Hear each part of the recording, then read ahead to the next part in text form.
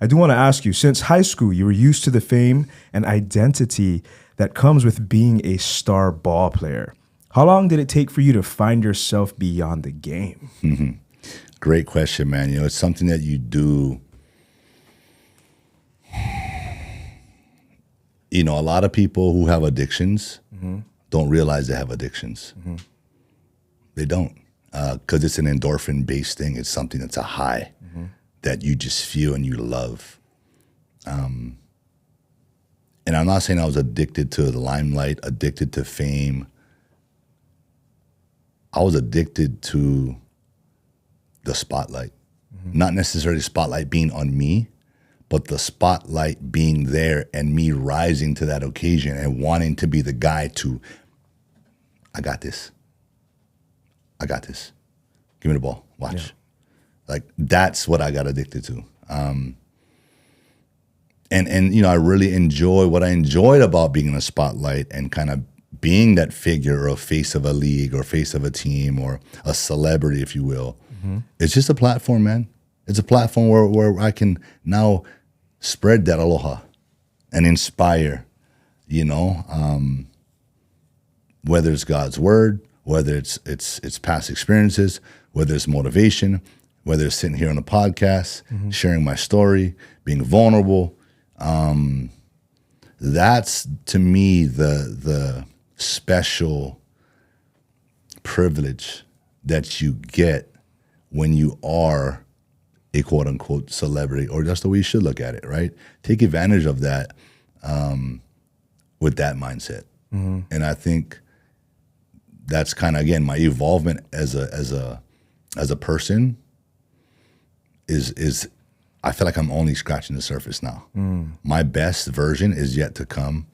And so there's going to be so much more that I'll be able to offer when I get there. But yeah, it's something that's truly amazing, and I'm thankful that God kept me, for the most part, grounded, man, through it all, with a great wife, family, and a huge part about it, I'm gonna be honest with you, man, is being from Hawaii, growing up here, growing up and remembering my roots, remembering that I grew up in Kalihi Valley with nothing, in a studio, I felt like it was as big as this room, like. With the wallabies. With just nothing, bro. You heard about the wallabies in Kalihi Valley? No. Wallabies, like baby kangaroos. There's a colony of over 200 wallabies. Somebody introduced them back in the day, bro. And if you go on YouTube right now and you look at wallabies, there's some that come out once in a while and they get hit on the road. But there's wallabies from Australia in Kalihi Valley, bro. And it's in a place that's kind of hard to get to, so it's not like people see them all the time, but they're here right now. So when Filipino one catch one and had them in Waipahu inside on shed. That's was crazy. On the news. Yeah. Sorry, I thought. Yeah. Well, hey, bro, I was living the wallaby life for sure, bro. Just unknown, in the tucked away. But it's about coming from humble beginnings, coming from Hawaii, coming around culture, growing up around family, and the importance of that. That, to me, is what kept me grounded, while I was away in the NFL or in Canada, wherever I went to go play. I kept that on me, bro. I wore it on my sleeve. Like, I represented that. So tell me this, after UH, when you went to Jacksonville and then you went to the Canadian Football League, you're playing professional ball. Did you feel a kuleana to represent Hawaii, and do you feel like you did a good job doing so? Well, let me answer the question in two different ways. First one, when I got to Jacksonville, I think I put too much pressure on myself trying to uphold that kuleana at such a high standard. Like, I allowed that to pressure myself. And I started to, and it showed. There's other things that happened throughout my early NFL career that spiraled, that's why it ended up that way. Me not being successful in the NFL had nothing to do with my talent level. It had nothing to do with anything else other than right here, the mental. And so, if I was at the mental place that I am now back then, bro, I'd have had a 10-year NFL career. I'd be sitting nice right now, financially. But that wasn't God's plan for me. God wanted me to continue, not to struggle, but to continue to,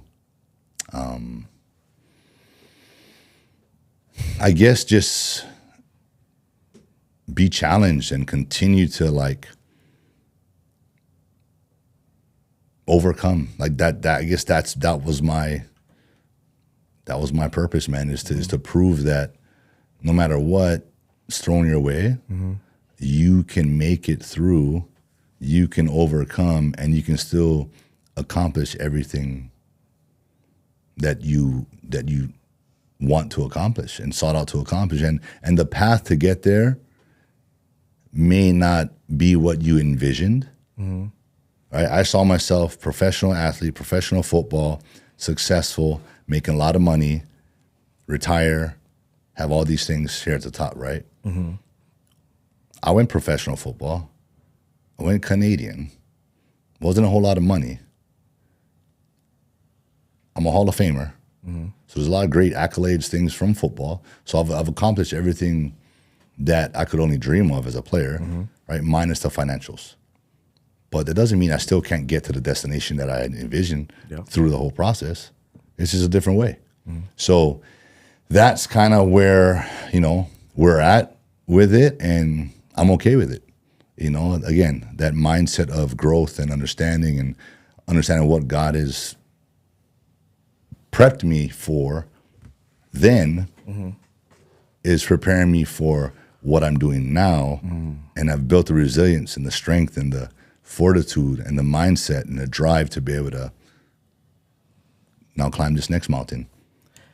Wow. So, I talked to Logan Ryan, defensive back, ended his career with the San Francisco 49ers. He also has 2 Super Bowl rings. We interviewed him a little while back. He talked about his experience playing alongside Marcus Mariota on the Tennessee Titans. And he said that he had some of the most honorable character that he's ever seen. And it kind of drew Logan to the culture of Hawaii. The NFL is a cutthroat business, bro. And not everyone understands aloha. Marcus had a lot of aloha, and Logan said that it was almost, to a fault.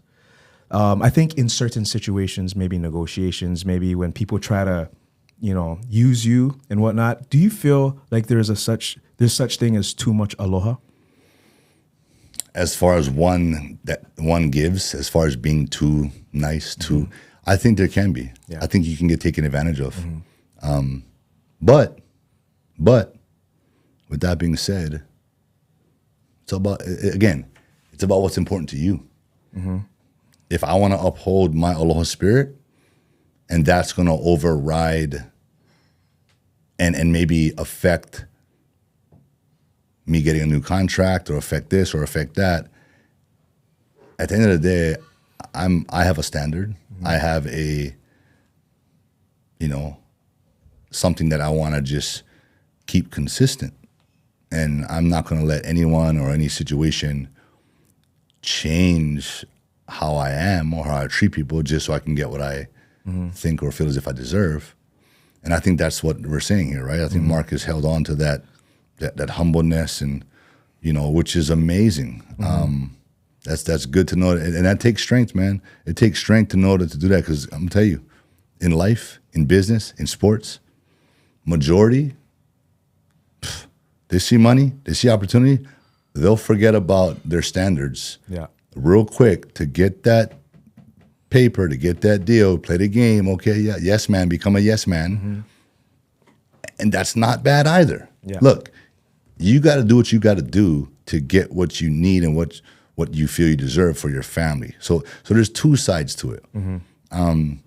But to answer the question, I don't think there's too much aloha, but I don't like the fact that people take advantage of aloha, because we've already been taking advantage enough, right? Yeah, we all know the whole, we don't need to dive deep into that, but there's still not enough respect on our name, right?